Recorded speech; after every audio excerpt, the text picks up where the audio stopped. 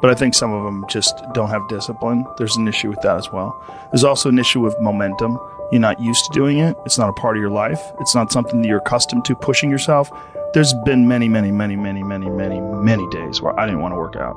I just didn't feel like I had the energy, and I just forced myself. And I think there's very few people out there that know how to force themselves.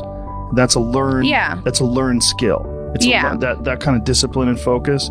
You have to have like real rigid requirements of yourself where you don't allow yourself to back out of things and you don't allow yourself to slack off. And I don't think people put those kind of requirements on themselves as if it is a daily principle of life, like what you must get done. You must brush your teeth, you must exercise for 45 minutes. And if you did that, I think you'd be healthier and happier, and your body would perform more smoothly. And if you require your body to do things like that, I think it rises to the occasion. There are very few people that have that kind of discipline. So because of that, they come up with excuses. And excuses are a giant part of the problem. It's not simply a physical health issue. There's also mental aspects of it, and discipline's a big one. I just know way too many people who are weak mentally. And I can't just chalk it off to only, their physical, the way they physically feel, because I felt like shit 100 times, and then I worked out, and then I felt way better. Yeah. It's just a fact of life. That's real.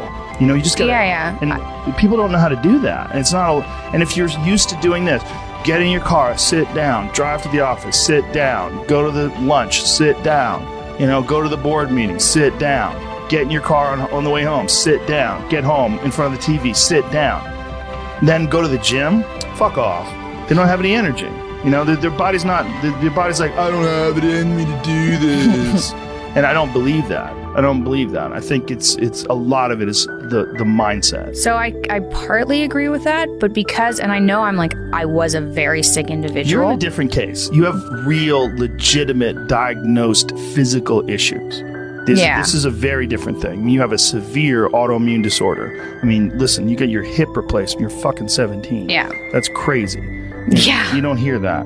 This is I'm talking about the average fat fuck who's just sitting around being lazy.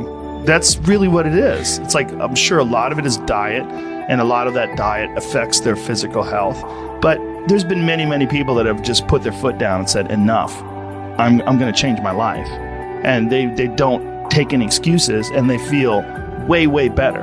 Diet is most certainly a part of that, but there's also a discipline aspect, and these things are not mutually exclusive. They exist together.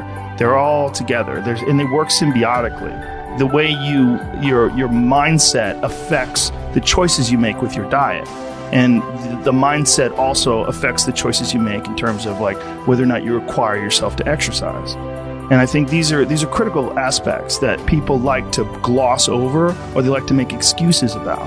And they get very angry if you don't accept those excuses. And that's a sign that they're trying to enforce this standard and this idea and push it on you and give themselves an excuse. It's one of the reasons why they get angry.